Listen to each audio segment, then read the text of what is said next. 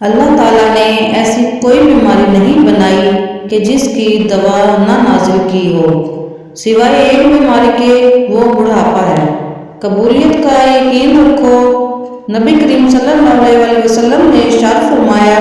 تم اللہ تعالیٰ سے ایسی حالت میں دعا کیا کرو کہ تم قبولیت کا یقین رکھا کرو، اور یہ جان رکھو کہ اللہ تعالیٰ غفلت سے بھرے دل سے دعا قبول نہیں کرتا۔ رسول اللہ صلی اللہ علیہ وسلم کا ارشاد ہے، تم جہاں ہو اپنے دل میں اللہ کا خوف رکھو اور گناہ کے بعد نیکی کر لیا کرو کہ یہ نیکی اس گناہ کو مٹا دے گی جو رسول صلی اللہ علیہ وسلم نے فرمایا کہ جب نماز پڑھتے وقت تم میں سے کسی کو اونگ آ جائے تو اس کو چاہیے کہ وہ سو لے یہاں تک کہ نیند کا اثر اس سے ختم ہو جائے، اس لیے کہ جب تم میں سے کوئی نماز پڑھنے لگے اور وہ اونگ رہا ہو تو وہ کچھ نہیں جانے گا کہ وہ خدا سے مغفرت طلب کر رہا ہے یا اپنے نفس کو بددعا دے رہا ہے۔ الٹے ہاتھ سے کھانا پینا لینا دینا شیطان کا طریقہ ہے۔ تم میں سے ہر ایک سیدھے ہاتھ سے کھائے اور سیدھے ہاتھ سے لے اور سیدھے ہاتھ سے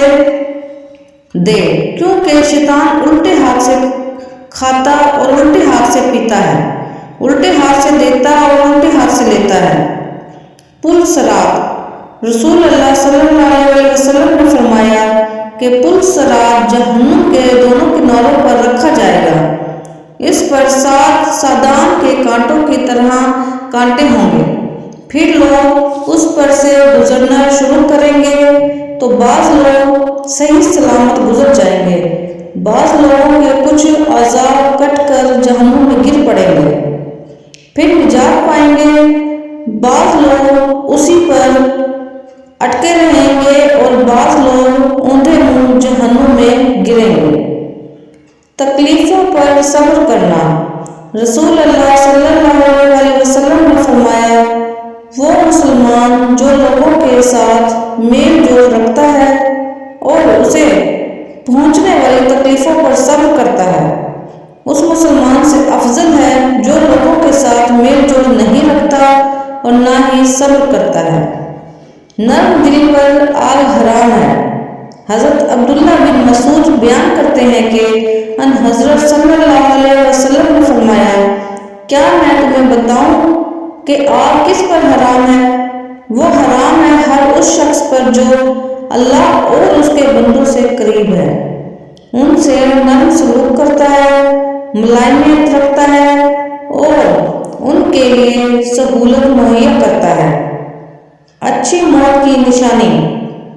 رسول اللہ صلی اللہ علیہ وسلم نے فرمایا کہ موت کا ایک دم آنا افسوس کے لائق ہے کہ مرنے والا نہ کچھ کہہ سکے اور نہ کر سکے۔ آپ صلی اللہ علیہ وسلم کے زمانے میں کوئی آدمی بیٹھا ہوا ایک دم مر گیا تو کسی نے کہا، کیا اچھی موت مرا ہے،